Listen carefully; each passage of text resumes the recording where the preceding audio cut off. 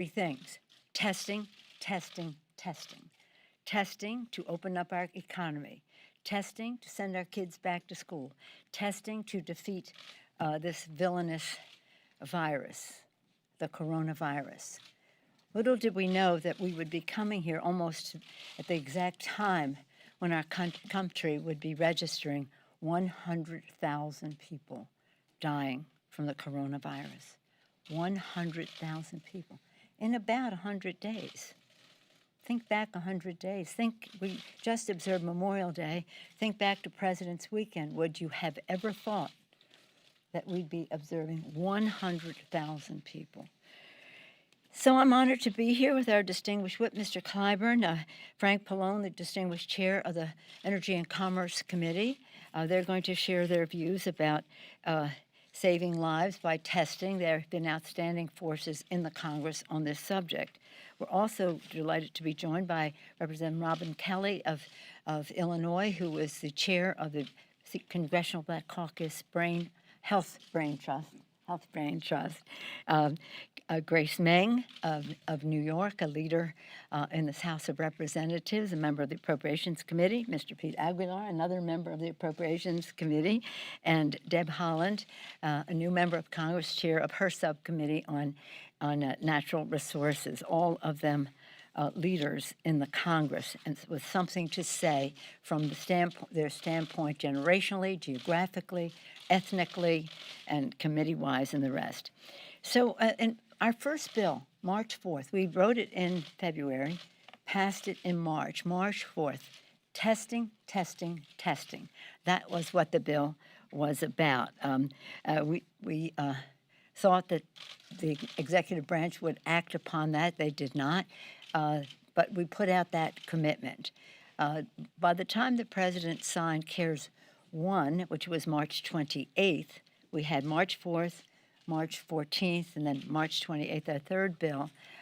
We had some funding for hospitals and healthcare and the rest there, PPE, addressing the spread of the coronavirus. And then when we did the PPP interim bill a couple of weeks later, that was the place where we put a big chunk of money for testing and for hospitals and the rest. Still, we had not seen what we would have expected from the administration. So over the weekend, they put out something. I won't call it a plan because it wasn't a plan. A plan has a strategy, it has a goal, it has a timetable, it has benchmarks, it has milestones. It didn't have any of the above. No guidance, real guidance for how we can test, trace, treat, isolate, defeat this virus. In our bill that we put forth in the HEROES Act, we provide just such a strategic plan of action. And I'm so pleased that our distinguished chair of the committee, Mr. Pallone, is here to talk about it. For a long time, Mr. Clyburn has been talking about how we do outreach into underserved communities. He used examples of previous health issues in rural America where they had mobile units going out to reach out to people, to provide services to them to save lives and limbs, as it turns out, lives and limbs. In the bill that we passed, the HEROES Act, it strengthens the testing and contact tracing by requiring updated testing plan with clear benchmarks and timelines, as I mentioned. It provides $75 billion in grants to support testing, tracing, and isolation, with a special focus on addressing disparities on how this villainous virus is assaulting communities of color in our country, and requiring culturally and linguistically appropriate strategies for increasing access to testing and tracing.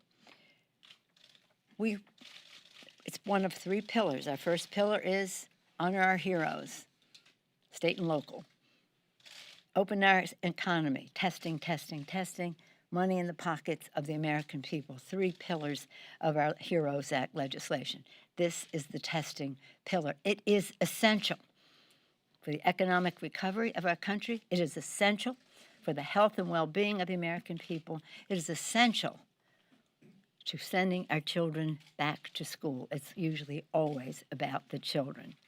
So we expect that we will go to the table to do the smart thing that scientists all advise we must do if we're going to win this battle against the virus. We must test. It's central. We must trace. It's central. We must treat. It's essential. The Republican leader in the Senate says, we think we need a pause. I don't think the virus is taking a pause. I don't think hunger is taking a pause. I don't think job insecurity is taking a pause. I don't think paying your rent takes a pause. We don't need a pause. We need action. And today we're focusing our action on testing, testing, texting. And with that, I'm pleased to yield to the distinguished Democratic whip of the House, the gentleman from South Carolina, Mr. Clyburn. Now, how are we doing this? I go over here. You go over there. I'm not passing it by. Thank you very much, Madam Speaker. Today, we are witnessing the 100,000 people who have perished in this country because of this virus. This virus has visited every family, including my own. Our colleague, Maxine Waters' sister, we lost her to this virus 2 weeks ago.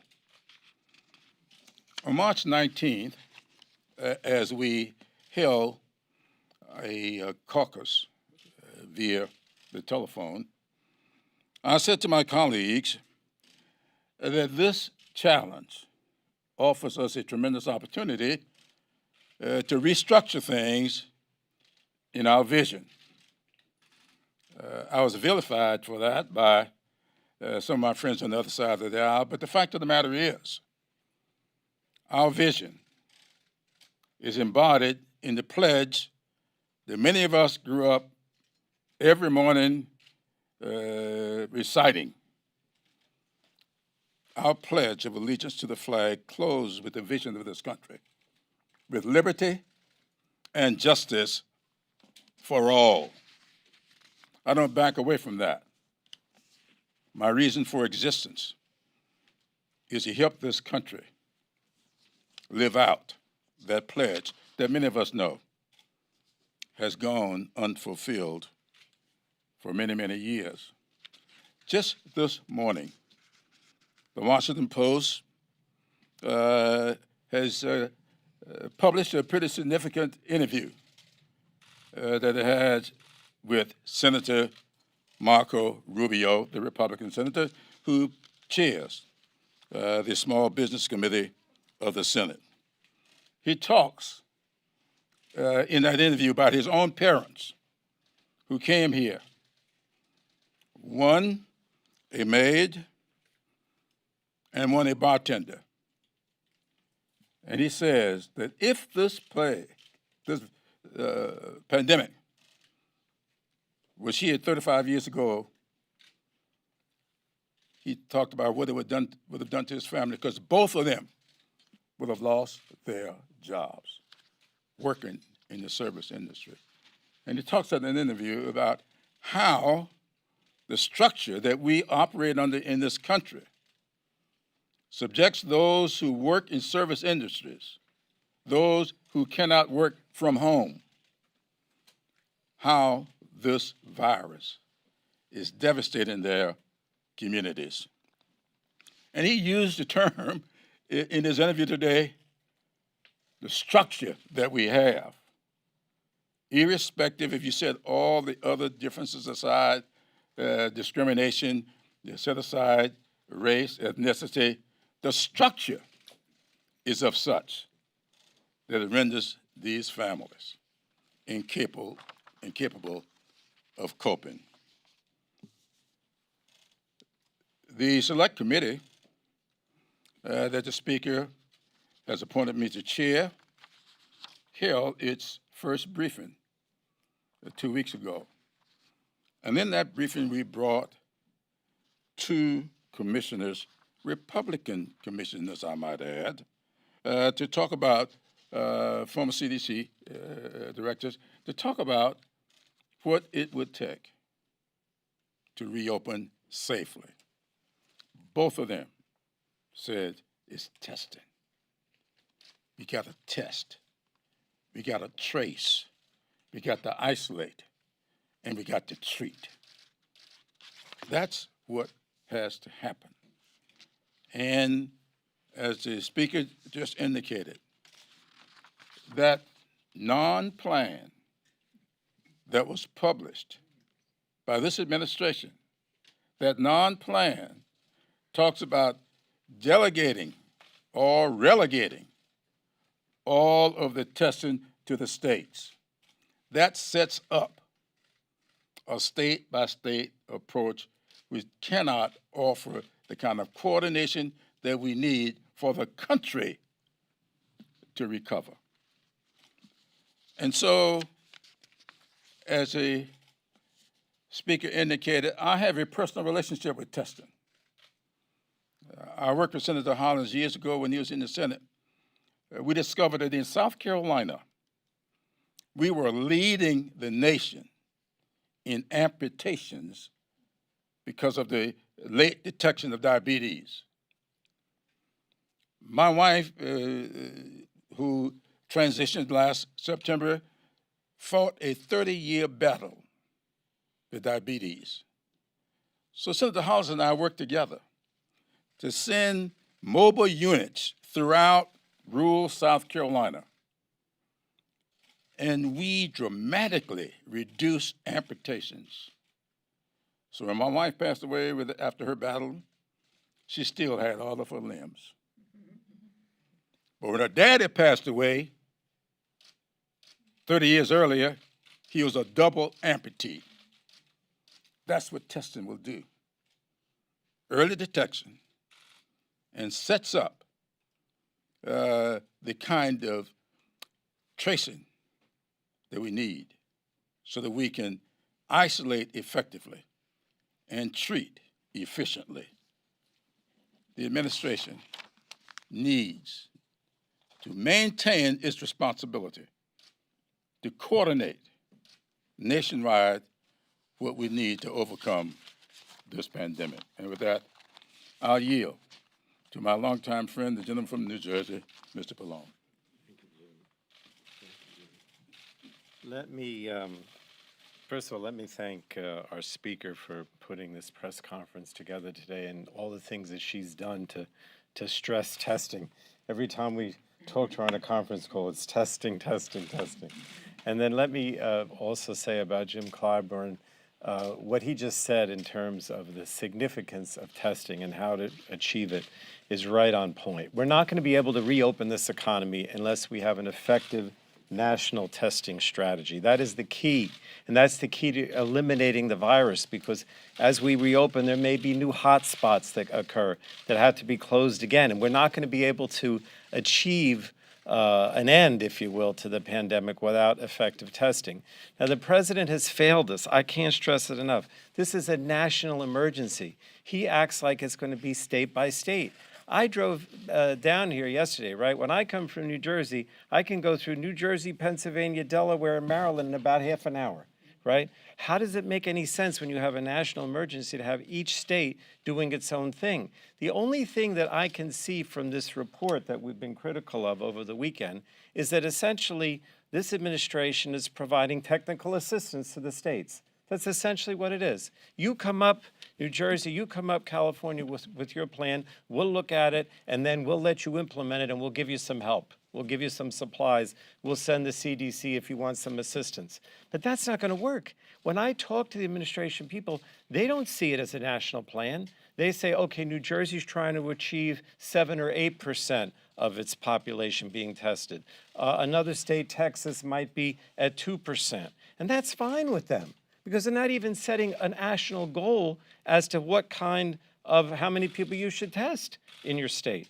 In addition to that, the supply chain, we're relying on that same broken supply chain that has existed for medical supplies. They need to appoint a national czar who who passes out and basically coordinates the supplies, because otherwise, just as we did with medical supplies, we're going to see the same thing with this testing capacity. We're trying to build the testing capacity across the country, but the states are going to have to, buy things through private enterprise, compete with each other to get the actual test kits and the supplies to actually do the testing. So this is the problem. What we're saying is in the HEROES Act is essentially we want to change that. And this is why the HEROES Act has to pass, because when the president gets up and says, well, everyone can be tested and we're going to have millions of tests, that's not a promise that he has the ability to fulfill if he doesn't have a better national strategy. So I just wanted to give you an example. In the HEROES Act, and I don't like to read legislation, but I'm going to read it in this case. It says, the plan shall identify the types and levels of testing necessary to monitor and contribute to the control and reduction of the virus, okay? It says the plan must include specific benchmarks with clear timetables regarding how to ensure sufficient availability and allocation of testing materials. And it talks about that for vulnerable communities. And then it talks about the fact that we have to do testing in a non-health situation. So let me give you an example, like an employer, right? An employer decides that they want to reopen, right? There isn't anything that the federal government or the Trump administration is providing about how you go about reopening, how many people you have to test before they can go back to work. If you do tracing, how many people have to trace back and be isolated? Nothing like that. That just doesn't exist. You could even use it for houses of worship, right? The president said over the weekend, well, everybody should be able to go back to church or synagogue, right? Well, how is that determined? And how is that linked to the testing of the people that would go to the church or synagogue? Does that mean that 10% of those people that go to that mass or to that service this Sunday will have been tested? No, there's nothing like that. That's, again, left up to the states to decide. So what we're saying is if we don't have clear benchmarks, how many people have to be tested? If it's not uniform across the country, if we don't have uniform tracing and clear timetables for exactly how that's going to be done, we're never going to eliminate this virus or significantly cut back on the virus. And finally, the most important thing is transparency. So what the HEROES Act says is if you've got to be transparent. We want reports on exactly how many people are going to be tested. We want reports on how many people are going to have contact tracing. We want to know how successful you've been in meeting these national goals. That's all we're asking. It's not a difficult concept in all honesty, but if the president continues down this path of just leaving it up to the states and, you're on your own, we'll give you a little help here and there, then we are never going to be able to reopen effectively and put an end to this virus. And the most important thing is pass that HEROES Act. Senator McConnell take it up, and if the president's not willing to do this now, then we will mandate it by law. And next, I'd like to introduce Robin Kelly, who's a member of our Energy and Commerce Committee and the chair of the CBC Brain Trust. Thank you, Chairman Pallone, and thank you, Speaker and Whip, for all of your leadership. The president doesn't want to have a national strategy because then he'll get blamed if something doesn't go right. So it's easy to say the states need to do it, so then the states take the blame because he's not responsible for anything. But as chair of the Congressional Black Caucus Health Brain Trust, I can tell you that we certainly need more testing in communities of color, the very communities that are home to our frontline and essential workers. The HEROES Act will bring testing and critically important contact tracing and mobile testing to more American neighborhoods. We can't always expect families to travel long distances during a pandemic, and not everyone has a car. My district is urban, suburban, and rural. Maybe in the city people can get around, but I can tell you in the suburban part of my district, and especially the rural part, if you don't have a car, you're in trouble. We need to put more testing resources in our communities so those most at risk can get tested. Unfortunately, once again, the Trump administration has no plan. I think it's by design. This time, the lack of a plan means that Americans are dying from COVID-19. Communities aren't being effectively tested, and we aren't bending the curve as much as we could. Whip Clyburn talked about a lot of us have been affected. I lost my uncle 10 days ago. The chairman talked about churches. He went to a church of 60 people. 16 people were affected by the virus.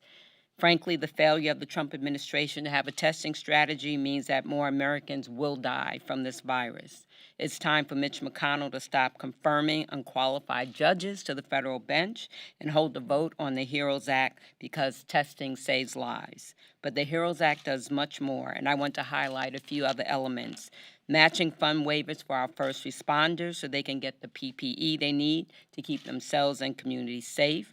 Grants to medical schools in diverse and underserved areas, including HBCUs. We not only want to be the victims, we want to be a part of the solution. Grants for technology to build capacity and learning for health workers and centers serving communities of color. Additional CDC reporting, even though the last report was garbage, and a field study on COVID-19 racial disparities, because less than 3 pages with links is just not good enough. A modernization of health data collection, especially health inequity data, and culturally appropriate COVID-19 awareness campaign. Let me be clear, these provisions coupled with the testing that the speaker always talks about on the HEROES Act will save lives and help us get through this crisis. Again, I want to thank Speaker Pelosi and Whip Clyburn again for their leadership on this important issue. And I'd like to introduce my colleague and classmate, Congresswoman Grace Meng of New York. Thank you, Speaker Pelosi, Whip Clyburn, Chairman Pallone, for organizing today's press conference on the Trump administration's lack of national testing strategy. While President Trump took time this weekend to play golf, my constituents in New York were looking for testing, delivering PPE, and burying their loved ones.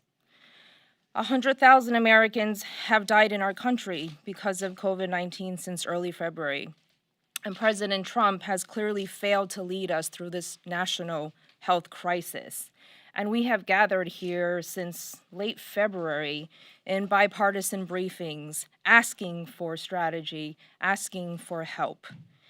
He has continued to downplay the threat of the virus, try to absolve himself of all responsibility, and has wasted so much valuable time and lives as people needlessly die. And now he wants to reopen the economy, despite his failures. And of course, we do need and want to reopen the economy, but we can't do it safely without a rigorous and bold plan in place.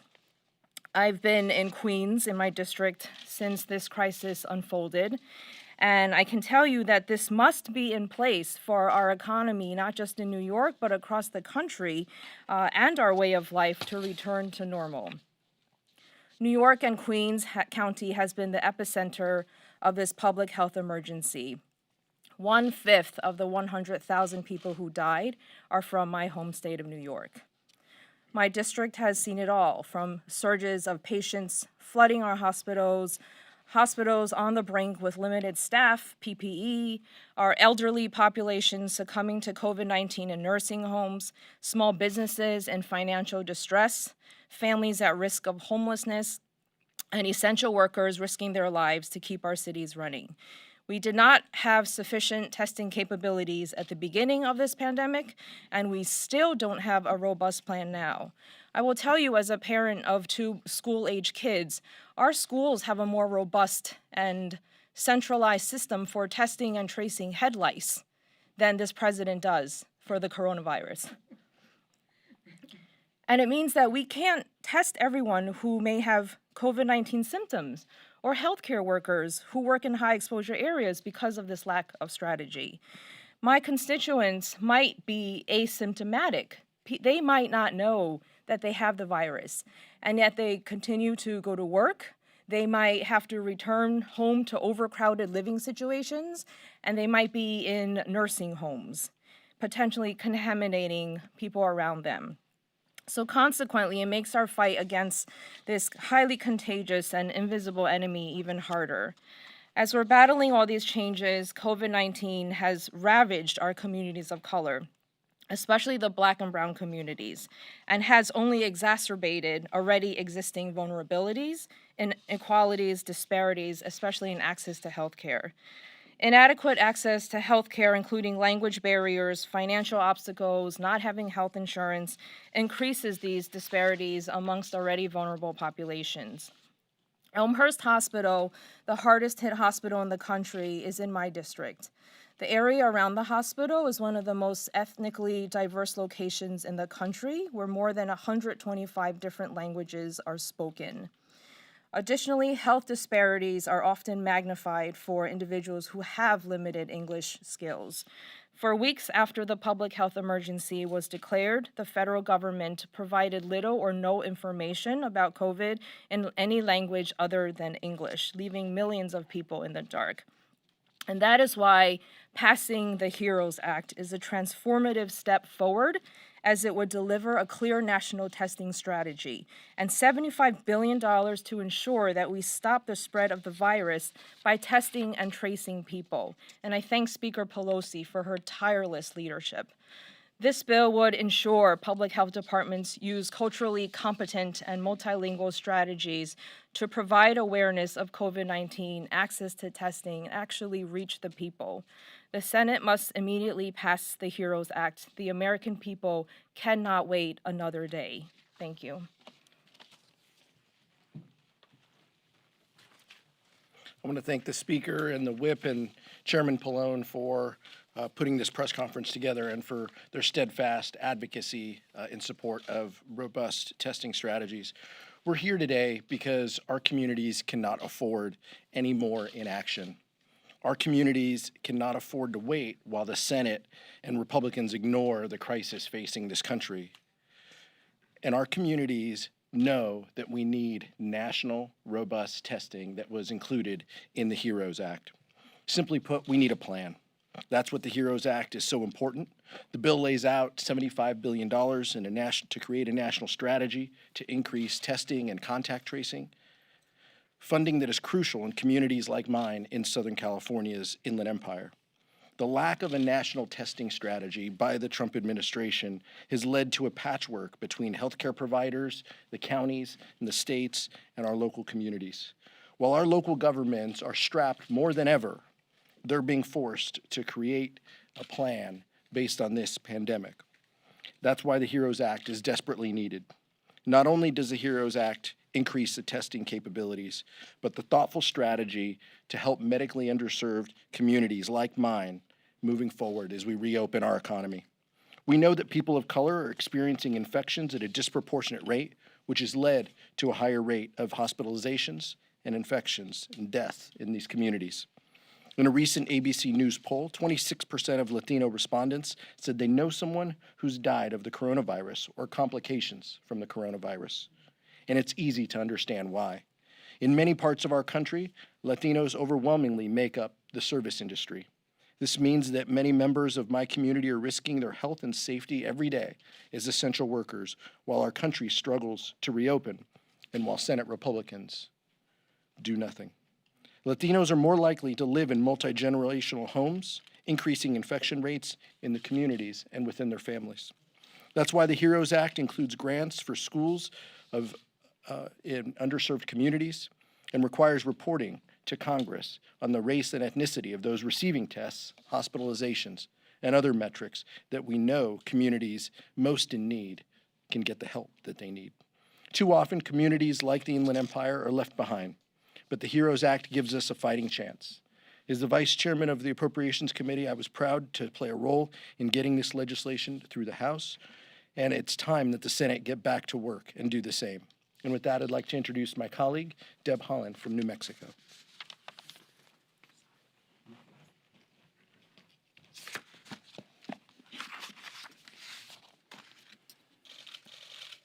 Thank you all so much. Thank you, Speaker Pelosi, Whip Clyburn, and Chairman Pallone for your leadership in addressing the urgent need for a bold nationwide testing strategy. We all know that a healthy workforce provides for a healthy economy, but this administration has failed us.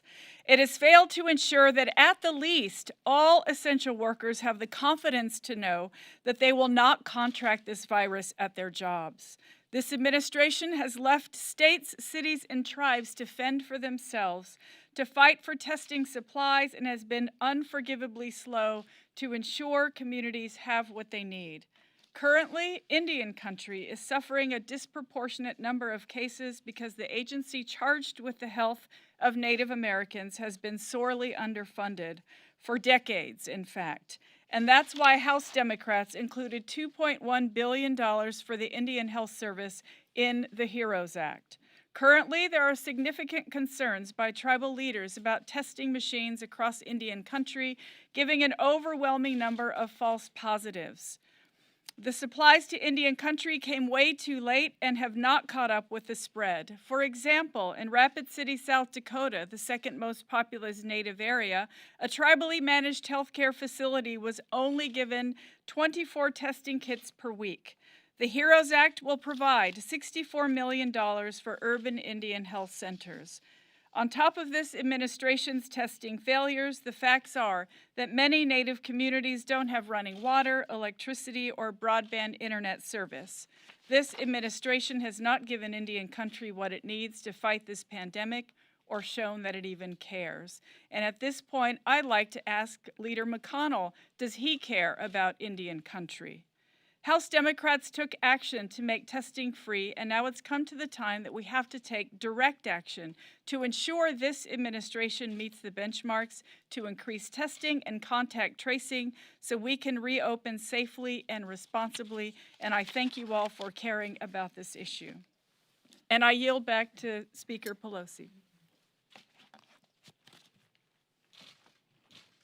Thank you very much, Congresswoman Holland, Madam Chair. As you can see, my friends, whether it's California, Pete Aguilar, Illinois, Robin Kelly, New Jersey, Mr. Chairman, Frank Pallone, New York City, Grace Meng, Deb Holland, New Mexico, Mr. Clyburn, Mr. Chairman, Mr. Whip, Mr. Clyburn, South Carolina. Is that all of us? And California as well. All over the country, we have the same message for the president. Mr. President, take responsibility. You heard that in every comment that was made. The refusal to take responsibility is taking lives, livelihood, and again, the vitality, the life of our democracy. This testing is the key. It is, you cannot cross the threshold inside to outside to open the economy unless you have this key, which is testing. I hope you had some appreciation for the breadth of knowledge, the depth of commitment, and the specificity of suggestions that our colleagues are making here today. They represent the concern of the House Democratic Caucus. More importantly, they represent the concerns of their constituents. Constituents who want, obviously, to open up, want children to go to school, want to be healthy. Testing, testing, testing. So I thank them all for their leadership, for being with us this afternoon on this nearly around 100 days since the first death, 100,000 deaths later. We've got to put a stop to it. Thank you all very much, and with that, be pleased to take any questions. Yes, ma'am. Madam Speaker, understanding everything you're saying about testing, parts of the country are starting to reopen. We are seeing reopening plans. How soon do you think the country should reopen? How should we handle that? Is the president handling that correctly as well, especially regarding political conventions? Should we assume political conventions should go forward? Well, let us say we all want the country to open up, but science tells us that there is a path, a healthy path, to open up in a healthy way. And that path is testing, tracing, treatment, and isolation if necessary. No, I don't think the president has handled it well. I don't even think he gives good example by wearing a mask, for heaven's sake. Not to protect him if he feels invulnerable, but to protect others. That's why we wear masks. The number of people who should be in church, a number of people who should be at any gathering, those are determinations that are made locally, and I respect that as we unfold this opening. I don't think there's anyone who would say at this point that tens of thousands of people should come together for a political convention, no matter how great an ego trip it is for somebody. it's dangerous for so many. So, but let's hope and let's pray that a vaccine is imminent, that a therapy or cure is nearby, but they aren't. Testing is. Let's go there. Let's go there first. Yes, sir. Madam Speaker, can you describe where you are with the status of these ongoing negotiations, obviously given the Senate Republicans' sort of flat-out rejection of the HEROES Act? And have you had conversations with the administration, with Leader McConnell? What is the state of play? A week and a half ago, we passed on the floor of the House the HEROES Act. HEROES Act, we gave nearly $1 trillion to states and localities to meet the needs of their constituents, of their people, to meet the needs of the American people. It went to them to meet the expenses they incurred fighting the coronavirus and also for the lost revenue. A week and a half ago, we passed a bill with a great strategic plan, thank you, Mr. Pallone, for testing. A week and a half ago, we passed a bill to put more money in the pockets of the American people. That was our offer to the Republicans, invite them to negotiate. When I read in some of my local metropolitan journals that it was partisan and nowhere to go, nobody said that when Mitch McConnell put forth his bill, CARES 1. Nobody said that when he put forth the next bill, right, Mr. Clyburn? The interim PPP. It was an offer. And we came, we negotiated, we turned those bills around, and we had bipartisanship. So I would like the same, shall we say, courtesy extended to the House Democrats for our putting forth our disciplined, focused, necessary legislation to kill the coronavirus, to open our economy, to send our kids to school, and to again, honor our heroes, our state and local workers, our healthcare workers, our first responders, firefighters, police, emergency services, transportation, sanitation, food service. Did I say that already? Teachers. The list goes on. Let's honor our heroes. Let's end this virus. Let's do that. And if they want to say no, I have news for them. The American people are on to this across the country, and my colleagues can attest. There's a drumbeat that says we need to do more. They need to do more. So my interest is with the message to the American people, send the Republicans in the Senate, that it's we cannot take a pause. We have to end the death, the dying. We have to open the economy. We have to do so in a way that gives more opportunity for access to care, to credit, to opportunity in our country. Because as Mr. Clyburn said, this is an opportunity. Every crisis is. Yes, ma'am. Would you be willing to take the testing portion of the HEROES Act and put it forward as a standalone bill, the way you're doing with the PPP legislation later this week? Our bill it has its oneness. It has its integrity. The only piece we took out was that PPP because it really every day made a difference. It was urgent. So too with testing. If I thought that they would pass it, I would. I think that maybe they don't share our value on that, or else they would have done it themselves. So we have to use other leverage in the bill as we go forward. Yes, Madam Speaker, on the topic of reopening, the mayor of D.C. announced they're going to start rolling back the restrictions in the District of Columbia on Friday. Does that play into your decision at all about ending the state of emergency in Congress and bringing the full House back as opposed to keeping proxy voting and so forth going on longer? Well, we are pretty much fully, we have a large number of members who are here. Again, it's transportation, it's individual situations with the virus and with someone who might be in their home, who might be susceptible.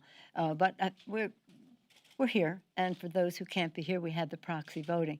It is there for 45 days, starting today, right, Mr. Thompson? It's starting today, 45 days. If we see a need at the end of the 45 days, then we can extend that. But our timing was predicated on the Sergeant at Arms and giving us the signal that we could put this forward. So you wouldn't end it sooner than 45 days if conditions in D.C. continue to improve, or elsewhere in the country? Well, let's hope and pray that they do, and then we can cross that bridge. We can cross that threshold when we come to it. Anybody? Yes, sir. The House is voting this afternoon on this FISA Excuse bill. me, just 1 second, if you hold on that. Any other questions and for my colleagues? Anything you'd like to say about any of the questions that were asked? Step up. Mr. Byron, anything? On the- whether we should take the testing piece out, whether, what we think about the Republican. I said the same thing. That bill will never pass the House when they put forth their bills. That bill will never pass the House, right? There's one thing I might mention, Madam Speaker. One of the things that we have in the HEROES Act is language, thanks to Frank Pallone, that asks the Federal Communications Commission to step up its allocations of billions of dollars that's already appropriated so that we can use this money now to do the broadband as necessary Grace Ming talked about. Just South Carolina alone will reap $353 million. We asked them to do that by June 30th. And that is a piece of legislation that I'm going to be introducing along with Representative Upton of Michigan. The bill is being filed today because we think it's critical to spend out that money between now and June 30th because little children stand the threat of losing a second year of school if we don't have broadband available to them.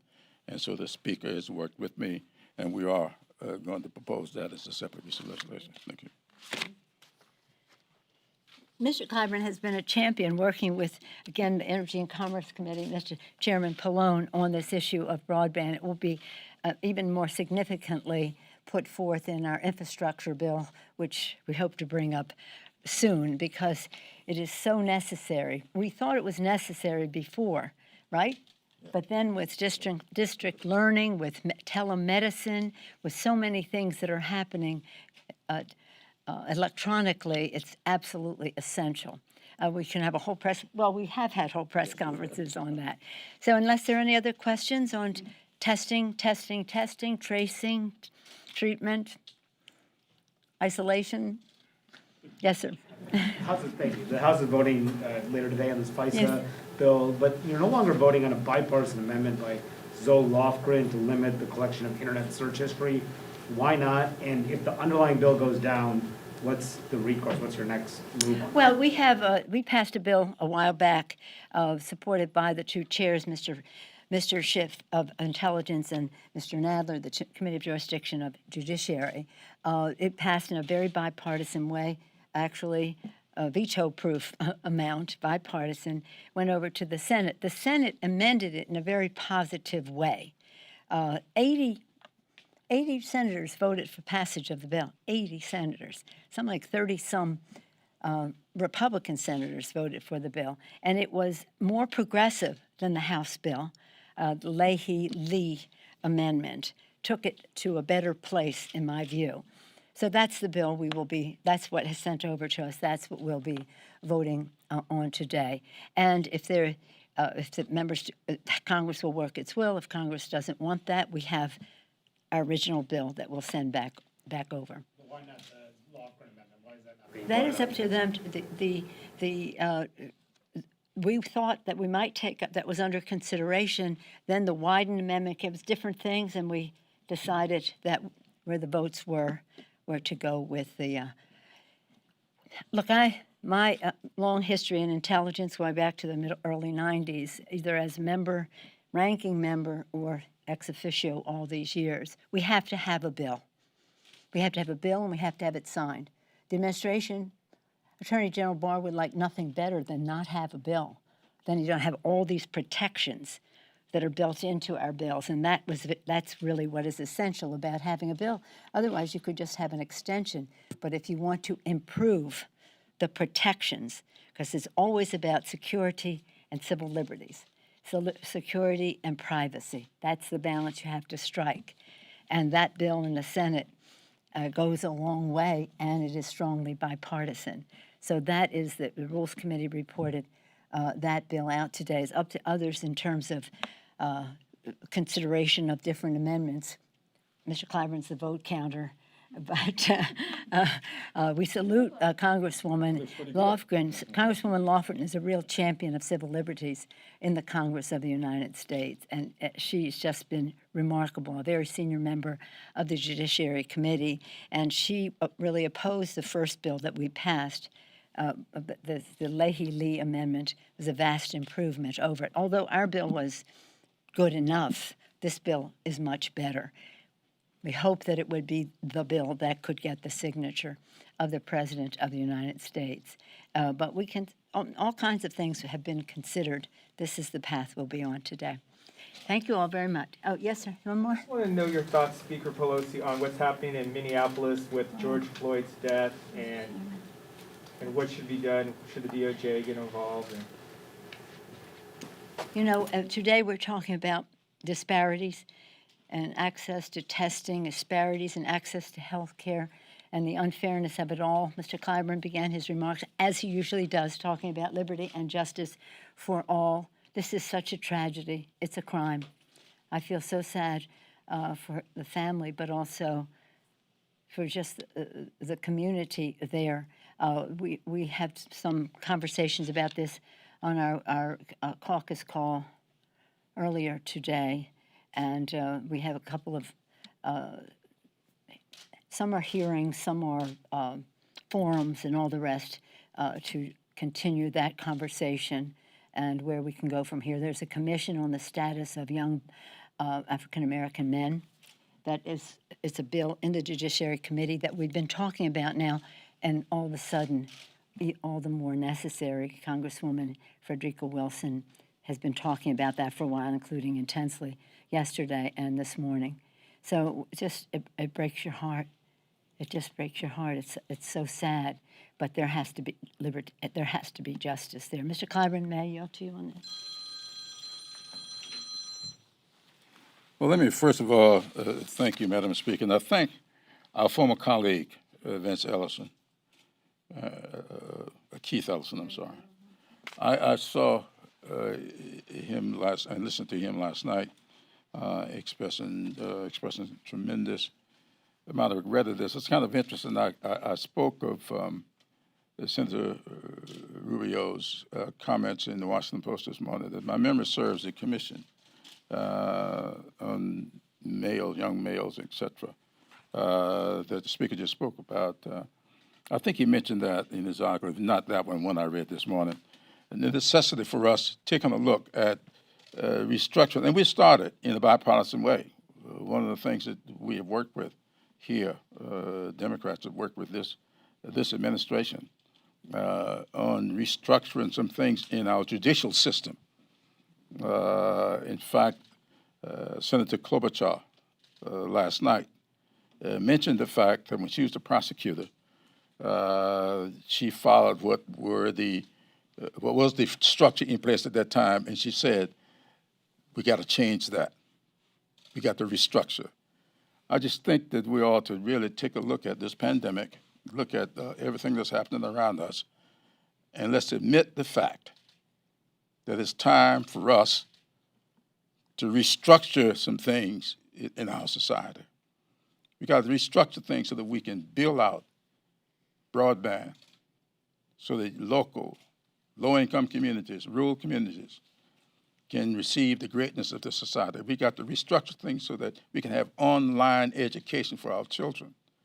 We can have telehealth for rural and low-income communities. That's the only way to make the greatness of this country accessible and affordable for everybody. And justice is really at a threat in this country. And Rubio talks in this article about how if we do not do this, he sees real calamity in the not too distant future for our country.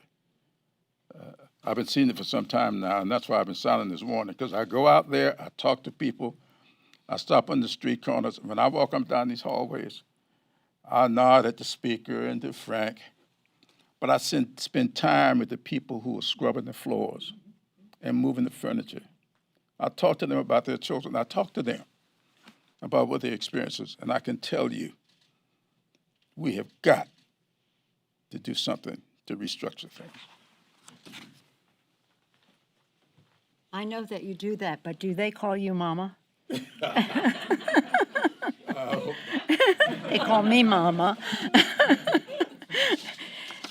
Let's just close this by just mourning the loss of 100,000 people. Grace mentioned that such a large number were from New York State and how Elmhurst Hospital in her district was affected.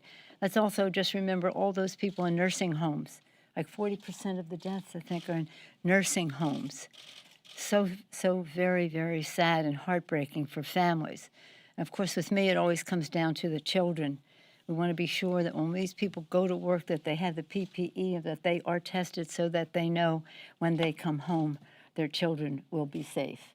I just close with the story Tlaib, Rashida Tlaib, Congresswoman Tlaib told the day we were passing the CARES Act. She showed a picture of a beautiful little 5-year-old girl who just died of coronavirus. Her father was a firefighter, her mother a police officer. What's the question? How did she get this? And of course, they're big advocates now for testing about that. 5 years old, bringing home to the children. So we've got to stop this vicious thing because it's taking from our children, our parents, our grandparents, whatever, and everybody in between. And we have a responsibility to get the job done. That's why we say to the president, stop making excuses. Take responsibility.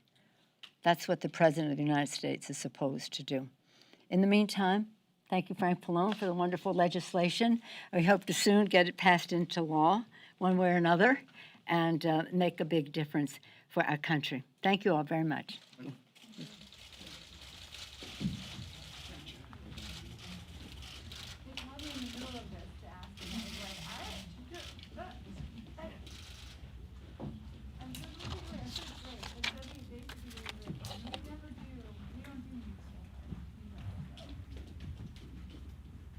I'll send you the Dropbox link later.